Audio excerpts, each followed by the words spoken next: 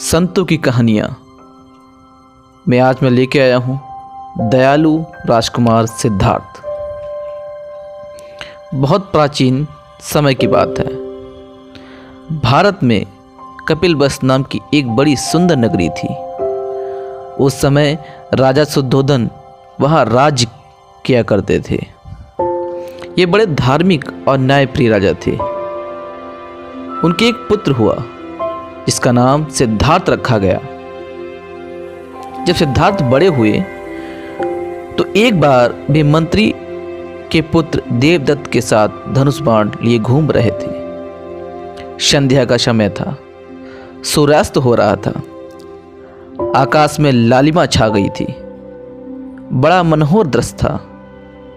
पक्षी आकाश में उड़े जा रहे थे।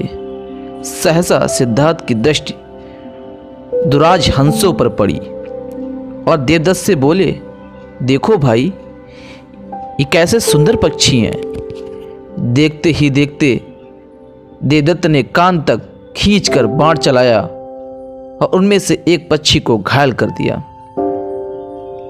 पक्षी भूमि पर गिरकर छटपटाने लगा। सिद्धार्थ ने आगे बढ़कर उसे अपनी गोद में ले लिया और पुचकारने लगा। देवदत्त ने अपना शिकार हाथ से जाते देख सिद्धार्थ से कहा कि इस पर मेरा अधिकार है, इसे मैंने मारा है। सिद्धार्थ ने राजहंस के सिर पर हाथ फेरते हुए कहा कि बेशक तुमने इसे मारा है, परंतु मैंने इसे बचाया है, इसलिए यह मेरा पक्षी है। राजकुमार सिद्धार्थ ने पक्षी की सेवा की, उसकी मरहम पट्टी की और उसे चारा दिया। समय पाकर पक्षी स्वस्थ होने लगा। फिर एक बार देवदत्त ने सिद्धार्थ से कहा कि मेरा पक्षी मुझे दे दो, परंतु सिद्धार्थ नहीं माना। लाचार हो देवदत्त ने महाराज के पास जाकर न्याय की पुकार की। महाराज ने दोनों को दरबार में बुलाया। राजकुमार सिद्धार्थ राजहंस को गोद में लिए हुए दरबार में पहुंचे। पक्षी डर के मारे कुमार के शरीर से चिपटा जा रहा था। महाराज ने देवदत्त से पूछा कि अब तुम अपनी बात कहो।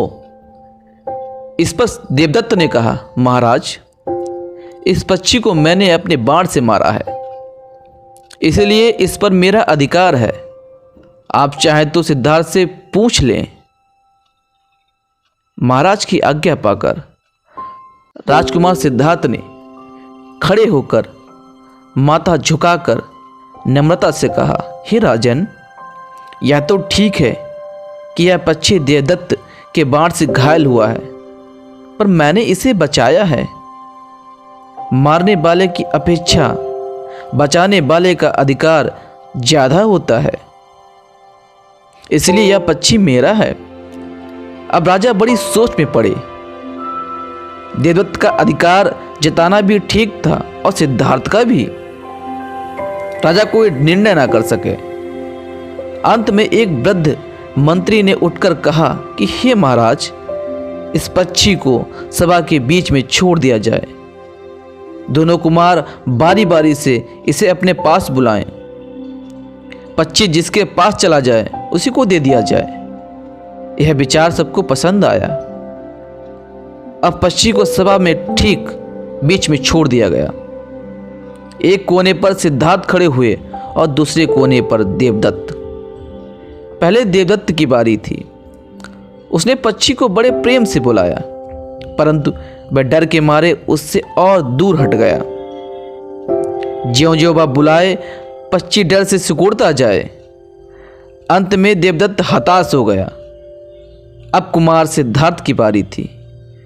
ज्यों ही उन्होंने प्यार भरी आंखों से पक्षी की ओर देखकर हाथ फैलाया और उसे बुलाया, त्यों ही वह धीरे धीरे चलता हुआ अपने बचाने वाले की गोद में आकर बैठ गया। हंस सिद्धार्थ को दे दिया गया। कुमार सिद्धार्थ उस पक्षी की दिन रात सेवा करने लगे।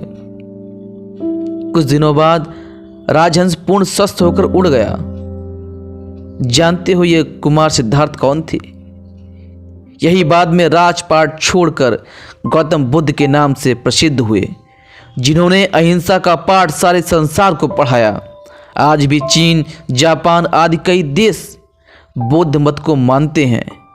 हमारी सरकार ने भी कुछ साल पहले बड़े समारोह में गया के पवित्र तीर्थ पर उनकी जयंती मनाई। धन्यवाद।